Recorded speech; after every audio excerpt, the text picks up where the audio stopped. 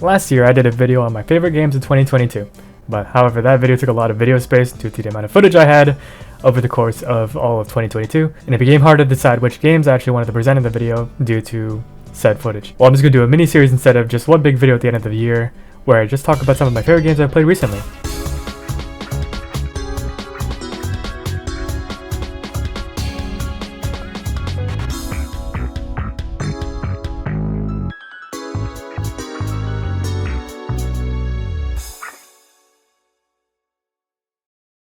What's the current situation? You're number 10 on the dumb YouTube list. Bright Memory Infinite. Once I was trying to scratch an itch to play some sort of fun single-player shooter after my romp with postal brain damaged, and I stumbled upon Bright Memory Infinite. I found out that the game was created by Chinese-based FYQD Personal Studio, and if you aren't familiar with them, I understand because I didn't know who they were either, but all I have to tell you is that this game was made by a single developer in their spare time. So I thought that was interesting enough and I played it. Playing the game, you wouldn't expect for this to be made by one person, truthfully, and I was thoroughly impressed at how simple and fun the game was as a single-player, first-person shooter game. It's one of the few first-person shooter games that has elements of melee attacks. It's a dumb game in a fun, sort of good kind of way. I'm not trying to explain it. The story doesn't take itself too seriously, and I just think that it's a solid game overall, and I was surprised how much I liked it. If you were to play it yourself, I wouldn't expect too much from it, but just try to have fun with it. I had a lot of fun playing it, especially punching the shit out of Director Chen, I've moved away from the enemy patrol area.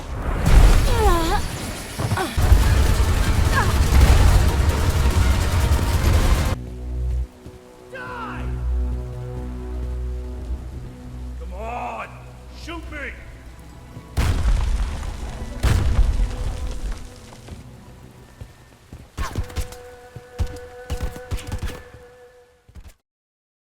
Yo, come down here.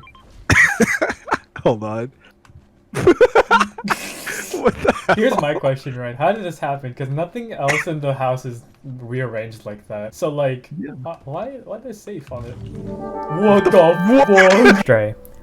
I only have footage of this one part of the game, so I'll keep it brief. The environments and the world design are beautiful, and the game is interesting and laid back. That being said, I'm one of those people who can't stand games that sort of play themselves, and Stray was kind of like that, but it didn't stop me from enjoying the world that the developers behind Stray created. That being said, I wouldn't change much of the game at all, despite me hating how it played itself, aside from perhaps maybe removing some of the fluff at certain parts of this game and adding more mystery to the environment and the storytelling overall. But for the most part, the game is perfectly good as is. Why everyone gotta be bald? Oh, that's you! Oh, I thought you were a bodyguard.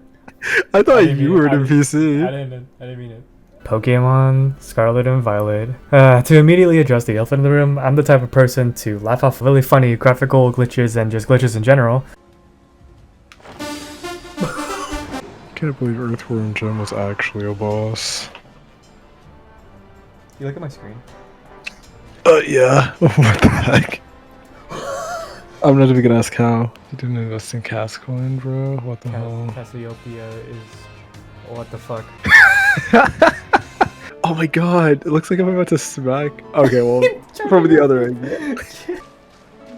Yeah. I did the session, bro. So I don't really mind those issues.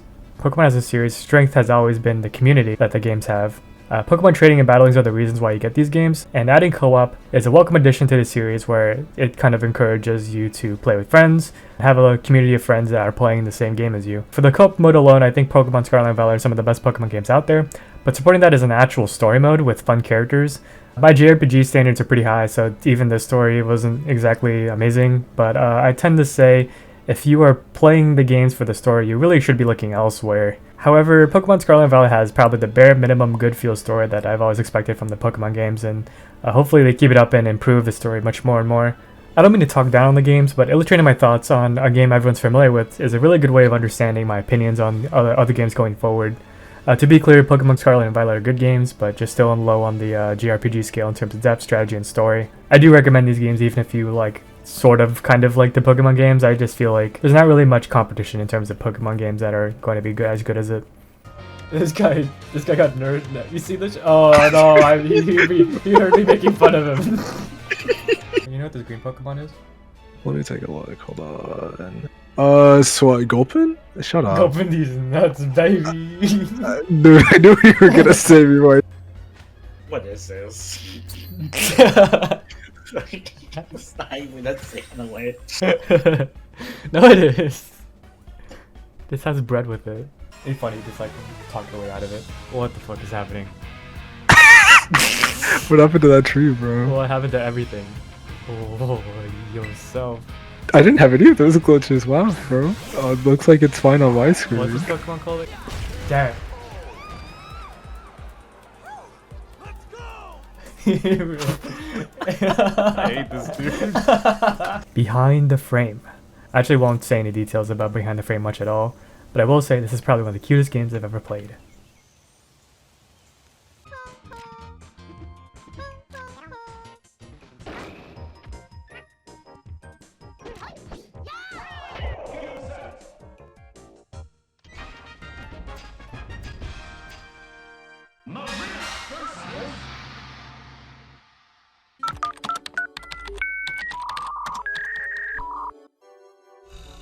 Y2K. I think a lot of people would be surprised that I don't mind Y2K, but I didn't play the original patch. I played Y2K 1.25. The game is actually pretty...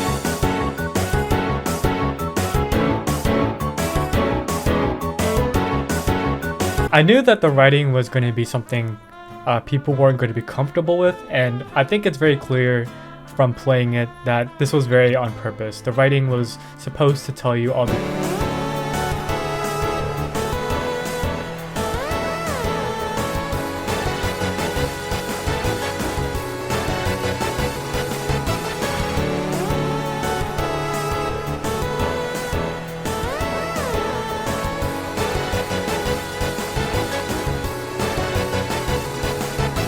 I think overall though, Y2K could have definitely been a better game. It's definitely flawed, but I think the bad opinion on it is very overblown, especially the controversies. That being said, this is definitely a game for JRPG fans. I guess I always had a special spot for gingers. What the fuck? Hey, careful with that word. That is our word. I think Y2K's strength is that even as a flawed story, I could enjoy the story. I could enjoy what the message was actually supposed to be about. And then the environments are actually super nice looking. And I love... I don't think I've ever loved a woman before. What the fuck? For its flaws, I still find it hard to recommend Y2K to people. However, it was made by exactly 2 people.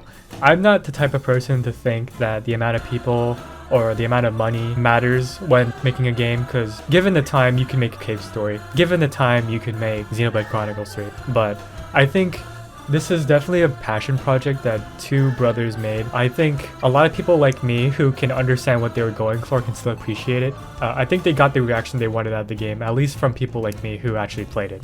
I personally enjoyed Y2K, but this is definitely one of the more mixed games that I feel like people wouldn't agree with me with.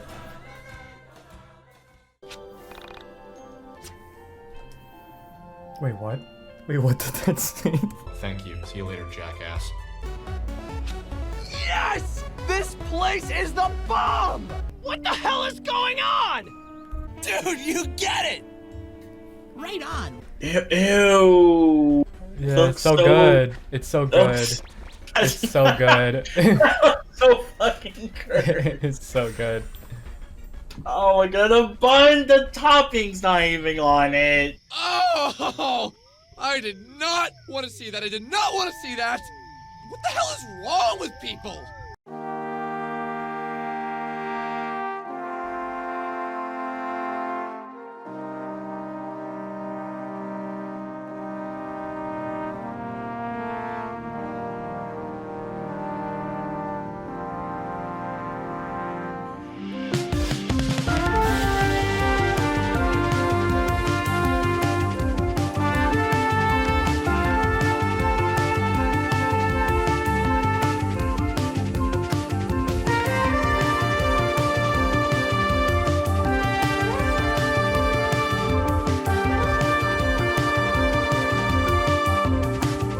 I'm a sucker for games that has fun and fluid ways of moving in an unconventional way. You control Sigrid, who can stand on the move in the water freely. The movement system is basically the entire game, and once mastered results in an experience I wish more games would replicate. It's got a nice sense of momentum that you have to maintain, and the movement is smooth and tight at the same time.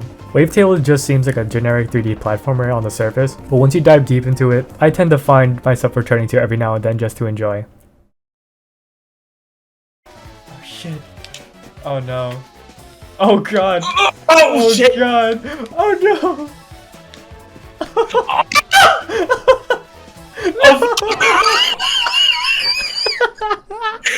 No. No. You can't do this. No. That's it.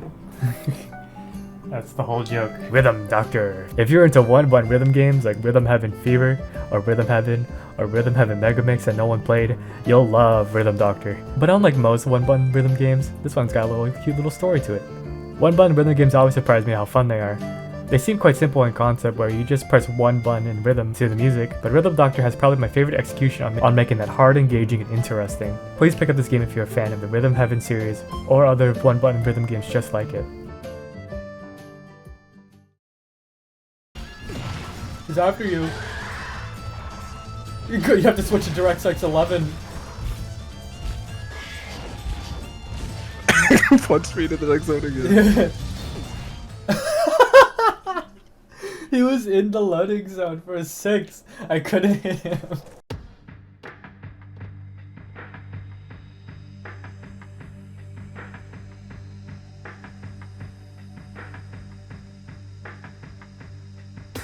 Shin Megami Tensei 3 Nocturne. I'm playing the remaster on Switch, and truthfully for the first 15 hours I wasn't quite feeling what was special about the series. The moment you're able to buff and debuff enemies, I felt that it got too easy. Then I realized the appeal that was keeping me going is the demon customization. In short, you're able to recruit, summon, and customize demons to your battle needs. Once I'd figured that out, and mastered the demon customization, it became about making my team as broken as possible and making it so that I could slaughter all of my way.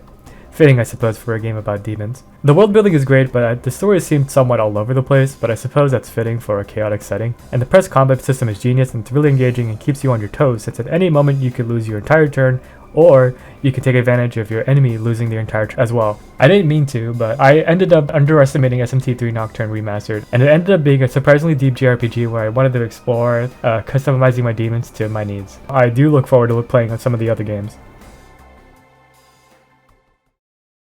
I got the Tenta now. Oh, I got the Gripcore Blaster. Oh, is this high tide? Oh, whoa! Now let's get to my favorite game that I played so far in this year. I'm not sure what I'm gonna title this video. I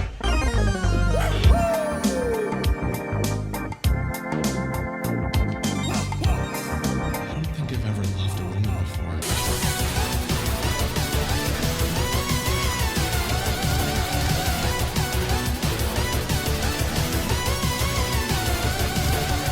Pizza Tower. This is one of the few times where an indie game has surpassed what it was imitating and added so much more to it.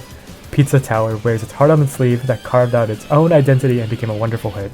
Pizza Tower is blazingly fast, wacky, and immensely satisfying to play. The art and animations ooze personality and makes it feel like you're playing a Saturday morning cartoon, except it was a crazy YouTube poop at 2x speed.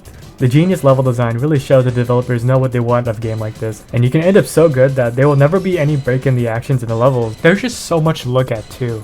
You can tell by the animation and the art style that they did not skimp out on any detail. I played through the game about 3 times now, and I'm still discovering new stuff about the game.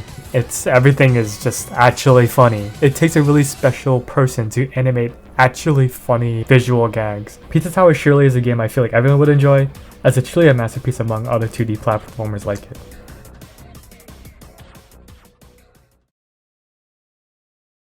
So that was my list.